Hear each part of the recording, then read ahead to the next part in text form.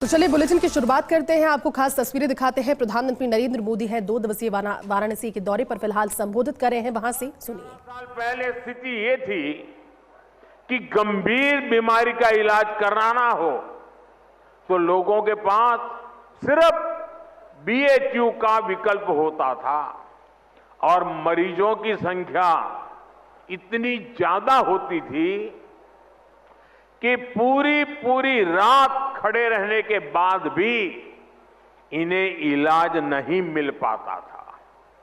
Cancer जैसी गंभीर बीमारी होने पर इलाज के लिए लोग जमीन और खेत बेचकर मुंबई जाते थे।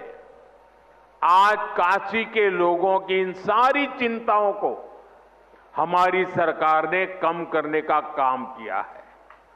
कैंसर के लिए महामना कैंसर अस्पताल, आंख के इलाज के लिए शंकर नेत्रालय, बीएचयू में बना अत्याधुनिक ट्रॉमा सेंटर और शताब्दी चिकित्सालय, पांडेयपुर में बना मंडलीय अस्पताल, ये सारे अस्पताल आज काशी, पूर्वांचल समेत आसपास के राज्यों के लिए भी वरदान बने हैं।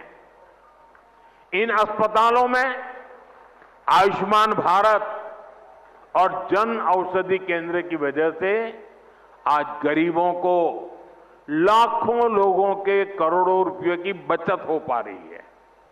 एक तरफ इससे लोगों की चिंता खत्म हुई है, दूसरी तरफ काशी इस पूरे क्षेत्र की हेल्थ कैपिटल के रूप में जाना जाने लगा। साथियों, हमें काशी के विकास की ये गति, ये ऊर्जा बनाए रखनी है ताकि भव्य काशी तेजी से समृद्ध काशी भी हो और पूरी दुनिया से जो भी काशी आए वो बाबा विश्वनाथ की इस नगरी में सभी को एक अलग ऊर्जा, एक अलग उत्साह और अलग आनंद मिल सके। साथियों, अभी मैं वंदे भारत ट्रेन के अंदर कुछ विद्यार्थियों से बात कर रहा था। मैं अश्विनी जी को बधाई देता हूं, उन्होंने एक अच्छी परंपरा शुरू की है। जहां वंदे भारत ट्रेन का शुभारंभ होता है उस स्थान पर बच्चों के बीच में अलग अलग विषयों पर कंपटीशन होती है। विकास के संबंध में, वंदे भारत के संबंध में, अलग अलग विकसित भारत की कल्पना के चित्रों के संदर्भ में, कविताओं को लेकर के। और मैं आज, क्योंकि ज्यादा समय नहीं मिला था बच्चों को, लेकिन 2-4 दिन के भीतर उनकी जो कल्पकता थी, उन्होंने विकसित काशी के जो चित्र बनाए थे, विकसित भारत के जो चित्र बनाए थे, सुरक्षित भारत के जो चित्र बनाए थे, जो कविताएं सुनने को मिली मुझे, 12-12, 14 साल से बेटे बेटियां इतनी बढ़िया कविताएं सुना रहे थे।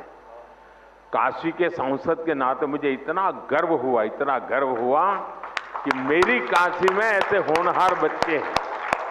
मैं अभी यहां कुछ बच्चों को मिला, एक बच्चे को मिला, उसको तो हाथ की भी तकलीफ है, लेकिन जो चित्र उसने बनाया है, मैं वाकई बहुत ही मेरे लिए प्रसन्नता का विषय है।